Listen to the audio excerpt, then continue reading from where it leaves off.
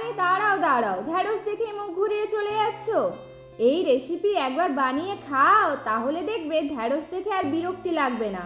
আর এই রেসিপির নাম না হয় আজকে নিজেরাই ইচ্ছে মতো দিয়ে দিও। তো আমি এখানে যেভাবে কেটে নিয়েছি ঠিক সেই রকমভাবেই কেটে নিও, আর চেষ্টা করো একটু কচি ঢ্যাঁড়স নেওয়ার। আর এখানে ম্যারিনেট করতে হবে, তার জন্য হালকা হাতে করে জল ছিটিয়ে নিলাম, তারপর হলুদ গুঁড়ো, নুন আর কাশ্মীরি লঙ্কার গুঁড়ো দিলাম, আর ব্যাপারটাকে একটু ক্রিস্পি করার জন্য বেসন দিলাম।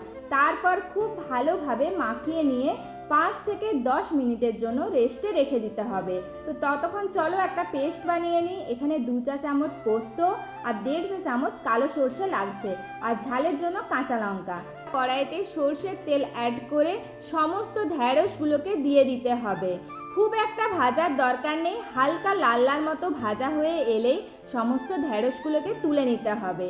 আর ঠিক সব কটা ঢ্যাঁড়স তুলে নেওয়ার পর ওই একই তেলের মধ্যে অল্প পরিমাণ কালো জিরে আর রঙের জন্য হলুদ গুঁড়ো আর কাশ্মীরি লঙ্কার গুঁড়ো অ্যাড করলাম। এরপর ভালোভাবে নেড়ে চেড়ে নিয়ে টমেটো দিলাম। আর টমেটোটা এখানে খুব বেশি করে ভাজার দরকার নেই, কাঁচা গন্ধটা চলে গেলেই হবে। আর এখানে নুন অ্যাড করলাম, কারণ টমেটোটা যাতে সেদ্ধ হয়ে যায় তাড়াতাড়ি।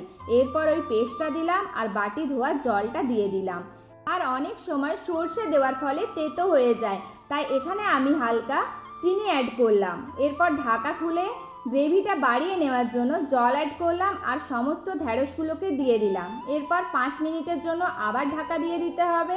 এরপর ঢাকা খুলে দেখবে যখনই এরকমভাবে ফুটে আসছে তখনই নামিয়ে নাও। আর চলো, রেডি আমাদের এই ঢ্যাঁড়সের রেসিপি। আর ঢ্যাঁড়স দেখলে মুখ ঘুরিয়ে চলে যাবে না নিশ্চয়ই।